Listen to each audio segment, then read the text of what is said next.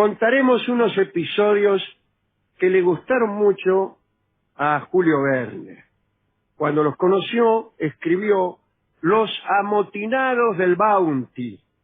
Aquellos hechos también entusiasmaron a los escritores norteamericanos Charles Nordhoff y James Hall, que escribieron en 1932 Rebelión a bordo. Varios directores llevaron el asunto al cine. Primero lo hizo Frank Lloyd en 1935 con Charles Lawton, nada menos que Enrique VIII, y Clark Gable. Otra versión más conocida de 1962 la protagonizaron Marlon Brando y Trevor Howard. Tenía buena música de un polaco llamado Bronislaw Kapel. Bien. La historia trata de uno de los motines más famosos de la historia. Se produjo a bordo del buque inglés Bounty. Estaba bajo el mando del capitán William Bligh, que era un gran navegante que había participado de los viajes del desdichado James Cook. La mayor parte de la tripulación del Bounty fue elegida por Bligh o recomendada por patrones influyentes. Muchos habían navegado ya antes bajo las órdenes de Bligh. Entre ellos estaba Fletcher Christian, entonces con 23 años, que venía de una rica familia de Cumberland. Fletcher Christian había elegido una vida en el mar en lugar de una carrera jurídica, que es lo que deseaban los padres. Christian, como tantos jóvenes caballeros, estaba dispuesto a servir en el Bounty sin paga. No cobraba nada. De acuerdo con el plan oficial, el Bounty partió de Inglaterra en diciembre de 1787 y 10 meses después llegó a Tahití. La primera acción del capitán Bligh al llegar fue garantizar la cooperación de los caciques locales. El jefe supremo de aquellas islas, Taina, se acordaba de Bligh por el viaje de Cook, ¿no? Y que había sucedido 15 años antes. Bueno, lo recibieron bien. Los deberes de la tripulación del Bounty eran muy tranquilos y descansados. Estuvieron 5 meses en Tahití. Muchos llevaron vidas promiscuas con las mujeres nativas. Bueno, en total había 18 hombres, incluido Fletcher Christian, que recibieron tratamientos, atención, por infecciones venéreas. Señor. No quería decir Bueno. nada. Mientras que otros tenían compañeras estables. Christian se puso de novio con una mujer polinesia llamada Maguatua, a la que él llamaba Isabela, me imagino yo, por comodidad. No. Es mucho más fácil Isabela que Matua o lo que sea. Pero parece que Isabela era un antiguo amor de Christian. Bueno, entonces a lo mejor él creía que con un nombre sustituía alguna cosa. Bligh permaneció casto, el capitán, ¿no? Escribió furioso: yo creo que nunca hubo navío con suboficiales tan negligentes e inútiles como él. Y imagínese usted, ¿no? Tanto Charles Lawton como Trevor Howard eran tipos ásperos, con distintos estilos. Pero bueno. Finalmente Bligh recibió la carga de 1.500 plantas del llamado árbol del pan. Para eso iban a Tahití, no para conocer minas. Claro. Bien. El árbol del pan era un fruto destinado a las Indias occidentales en el mar Caribe, donde debía servir como alimento para los esclavos. Mirá vos. Bueno, y salió, dijo, bueno, vamos a partir, qué sé yo. Empezó el lío. La conducta autoritaria de Bligh llevó a la rebelión de una parte de los tribunales. Dice la crónica que Bligh aplicó reglas con celo fanático, agitándose y empureciéndose cada vez que le pasaba la más mínima cuestión. En abril de 1789, en medio del mar, el primer oficial Fletcher Christian, o sea, Marlon Brando, Sí. que puso a Bligh Trevor Howard. Y lo dejó con 18 subordinados en una balsa de 8 metros con algunas provisiones. Una balsa de 8 metros en el medio del mar, 18 subordinados, digamos, que tipos que se habían puesto del lado del capitán Bligh. Y milagrosamente, Bligh y sus fieles sobrevivientes llegaron, aguantaron ahí con lo que tenían 4.000 millas de viaje, llegaron a Timor y se reincorporaron al servicio de la Marina. Bligh no supo decir a las autoridades qué había sucedido con el Bounty y en dónde estaba el resto de los tripulantes. El capitán Bligh se va de esta historia, en este punto. Seguiremos con los amotinados. Sucedió lo siguiente. Después de haber echado a Bligh, Fletcher Christian y sus compañeros amotinados navegaron en el Bounty nuevamente hacia Tahití, donde 16 de los hombres decidieron quedarse. Pero Christian y otros 8, junto con 6 tahitianos y 12 mujeres, se dirigieron a Pitcairn, una pequeña isla volcánica que estaba en el mismísimo medio del Pacífico, entre América del Sur y Oceanía, que estaba deshabitada. Una vez en aquella isla, Pitcairn, los amotinados y los tahitianos arrojaron el barco entre las rocas. No querían volver, no querían regresar. No pensaban volverse, querían quedar ahí.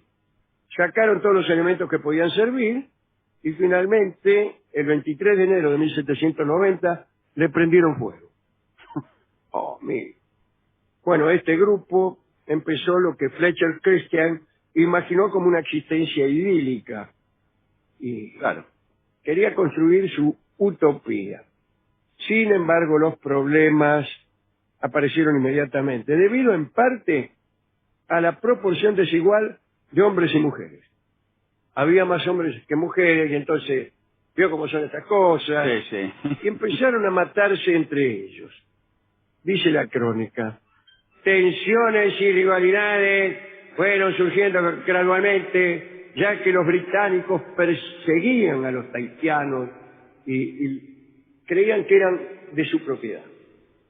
Claro. Los tahitianos y los británicos creían que le pertenecían. Los llevaron, pero como esclavos, una cosa así. Claro. Esto no les gustó nada a los tahitianos. Y había conflicto también con las mujeres, a las que estos muchachos también consideraban propiedad suya, como tantos que uno conoce, ¿no? Y entonces las chicas iban pasando de un marido a otro. En septiembre de 1793, el asunto degeneró en violencia extrema, cuando 5 de los amotinados fueron asesinados por los tahitianos. Fletcher Christian se vio atacado mientras trabajaba en el campo. Primero recibió un disparo y finalmente fue rematado con un hacha. Las luchas continuaron posteriormente y para 1794 los 6 hombres tahitianos habían muerto, sea a manos de las viudas de los asesinados antes o por líos entre ellos.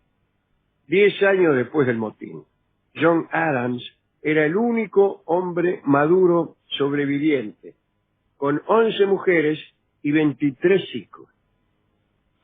Adams, con algún delirio místico, tuvo revelaciones.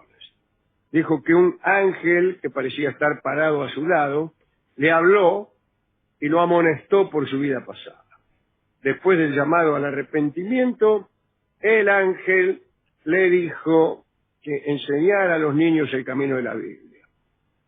Adams se vio en dificultades porque no encontraba ninguna Biblia, hasta que el hijo mayor del finado Fletcher Christian, que estaba entre los niños de la isla, le confesó a Adams que tenía una, y además de un libro de rezos.